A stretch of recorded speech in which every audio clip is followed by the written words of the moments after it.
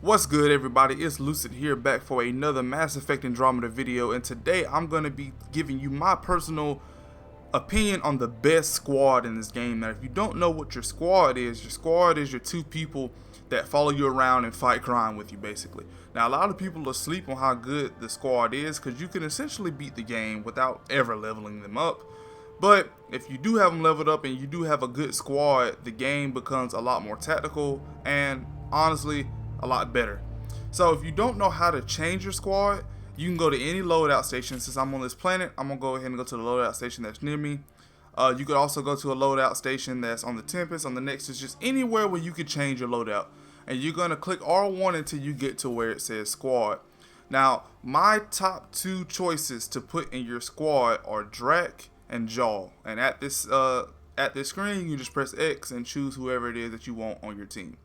Now, to the reasons I have Drac and Jaw. Let's go ahead and start with Drac. Drac is basically a tank. He likes to get up real close and personal with people. He has an unbelievable amount of health. He does a crazy amount of damage, and he has a shotgun. He's just the ideal person to have on your squad. He gets a lot of attention away from you, and he's just a badass. He has Blood Rage, which he basically goes into this Super Saiyan Rage form, and he gets a buff to all of his stats, and it really helps out a lot. He also has Incinerate, which sets people on fire, doing armor and shield damage, and can prime people up for detonations. He has his Flat Cannon, which upgrading that increases the damage and stuff they can do, and Krogan Warrior and Grizzled Veteran, which increase his passive stats. Now for Jaw. The reason I like Jaw is because Jaw is a critical hit god. Jaw is more of a stealthy fighter. He snipes. He uses tactical cloak to where he can go invisible and sneak up on enemies and do critical hit damage.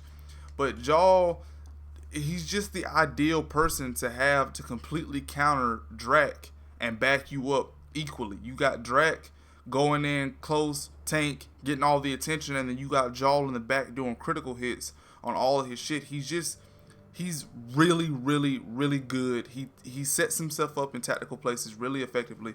He has energy drain, which when he can use it, it can and when squads do things like energy drain, they affect the entire squad. So when he uses energy drain, that also applies to you. A lot of people don't know that. But he has energy drain, which regenerates 35% of your shields, and it can go up as you increase it in skill, and it also takes away a good bit of the enemy shields. He also has Sticky Grenade, which could be used as a detonator, not set up for detonations, but if somebody set up a detonator like using Incinerate or Cryo, for example, you can use Sticky Grenade and set off that explosion and cause a massive amount of combat damage. But Sticky Grenade is also good. He also has Avenger Strike. Avenger Strike is when he can use his tactical cloak and sneak up on enemies and does a crazy melee attack. And then you have Rebel Soldier and you have Resilience, which of course increase the passive abilities of this warrior. Now, having Jaw and Drac, as I just said before, it's like having fire and ice on your team. You have the long range, lone wolf, tactical espionage person, Jaw, who can do crazy critical hit damage and get close and personal if he needs to. And then you have the super tank Drac, who can take an unbelievable amount of damage, do crazy amount of damage and output, and can get the enemy fire away from you and own him. And who wouldn't want a god like this? There's controversy about picking the second one as Jaw, because some people use PB because of her biotic powers. I personally don't really feel the need for PB because that's just my personal opinion. I don't really think that she's all that worth it, but other people might disagree.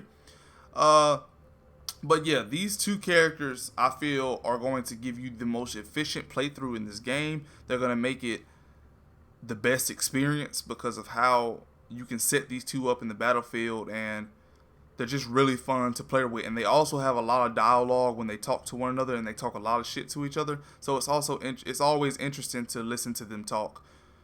With Drac is universally accepted as somebody that has to be on your squad. So while Jaw is debatable to some, I gave you my reasons why I like him. Drac is always on somebody's team. So that about wraps it up for the video. Thank you for watching. If you enjoyed it, go ahead and leave me a thumbs up. If you're new here, subscribe and make sure to share with your friends. And stay tuned tomorrow for another Mass Effect video. Peace.